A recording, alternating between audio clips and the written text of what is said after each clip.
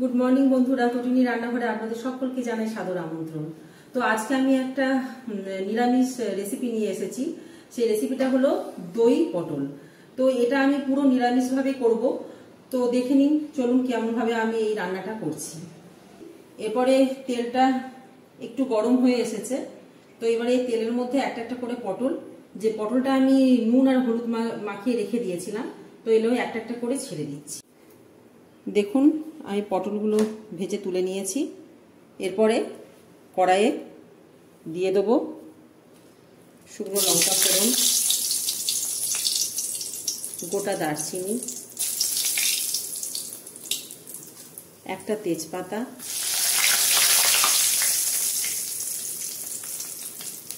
আর দুটো গোটা এলাচ।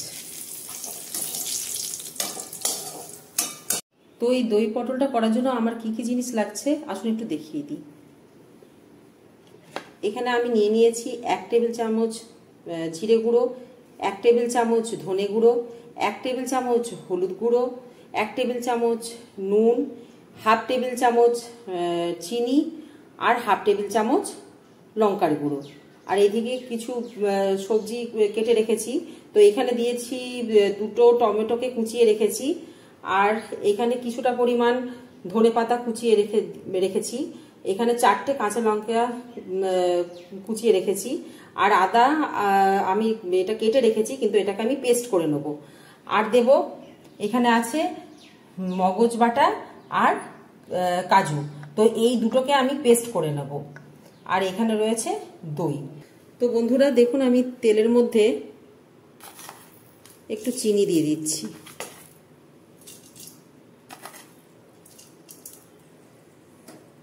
আর এখানে আমি কাজুটা আর মগজ বাটাটা পেস্ট করে নিয়েছি, আর দইটা এখানে দইও নিয়েছি। তো দইটাও একবার ঘুরিয়ে নিয়েছি। এবার আমি তেলে দিয়ে দিচ্ছি 1 টেবিল চামচ আদা বাটা, 1 টেবিল চামচ জিরে গুঁড়ো,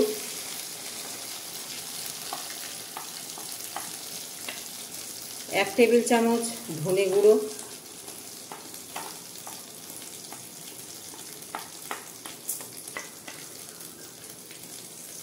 হলুদ গুঁড়ো, স্বাদ মতো নুন, আর হাফ টেবিল চামচ লঙ্কার গুঁড়ো। এবারে এটাকে আমি ভালোভাবে কষিয়ে নেব এই মশলাটাকে। তো বন্ধুরা দেখুন, আমার মশলাটা ভাজা হয়ে গেছে, মোটামুটি তেলটাও ছেড়ে দিয়েছে। তো এর মধ্যে এবারে আমি দিয়ে দিচ্ছি কাজু আর মগজ বাটার পেস্টটা।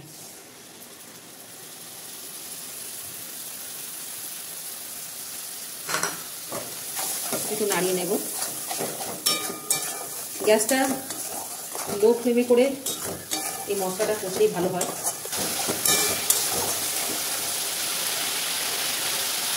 এরপরে এর মধ্যে আমি দিয়ে দিচ্ছি কুচিয়ে রাখা টমেটোগুলো।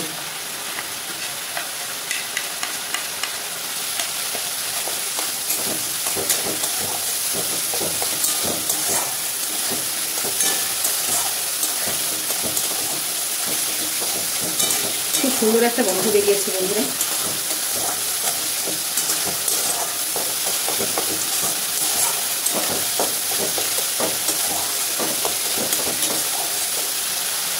একটু এর মধ্যে কাঁচা লঙ্কাটাও দিয়ে দিচ্ছি। ঝালটা আপনারা যেমন খান আপনাদের মতো করে দেবেন। আমি এখানে 4টে কাঁচা লঙ্কা দিয়েছি, আপনারা বেশিও দিতে পারেন। দেখুন, আমার মোটামুটি মশলাটা রেডি হয়ে গেছে, তেল ছেড়ে দিয়েছে। তো এরপরে আমি এর মধ্যে দিয়ে দেবো দই।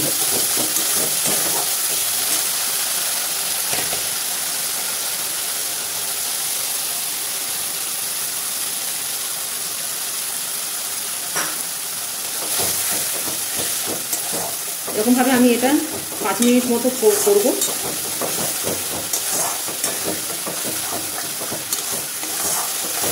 এটা একটু মিক্স হয়ে গেলে এর মধ্যে আমি জল ঢেলে একটা একটা করে ভাজা পটল ছেড়ে দেবো। তাহলে আমার রেডি হয়ে যাবে আজকে নিরামিষ দই পটল।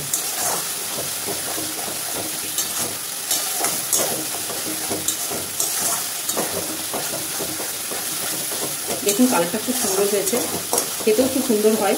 এই রেসিপিটা আপনারা ঘরে ট্রাই করতে পারেন। যদি এই রেসিপিটা আপনাদের ভালো লেগে থাকে তাহলে অতি অবশ্যই আমার এই চ্যানেলটিকে লাইক, কমেন্ট, শেয়ার আর সাবস্ক্রাইব করতে ভুলবেন না। তো বন্ধুরা দেখুন এটা ফুটতে আরম্ভ করে দিয়েছে। এরপরে আমরা একটা একটা করে পটল এর মধ্যে ছেড়ে দিচ্ছি। গরমকালে সব কিছু রান্নাতে একটু দই দিলে ভালোই লাগে, আর এমনি ঠান্ডাও হয় শরীরটা। তো যার জন্য আমি এখন এই গ্রীষ্মকালে প্রতিটা রান্নাতে, বেশিরভাগ রান্নাতেই দইটা রাখার চেষ্টা করি।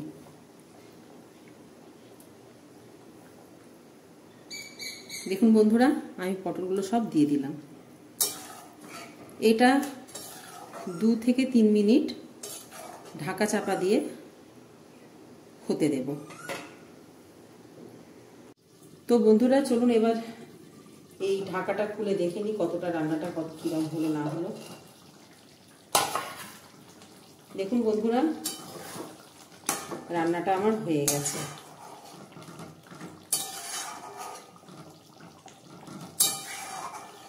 এরপরে এটাকে সার্ভ করে দেবো। তো বন্ধুরা রেডি আমার নিরামিষ দই পটল। তো এটা এবারে গরম গরম ভাতের সাথে সার্ভ করুন।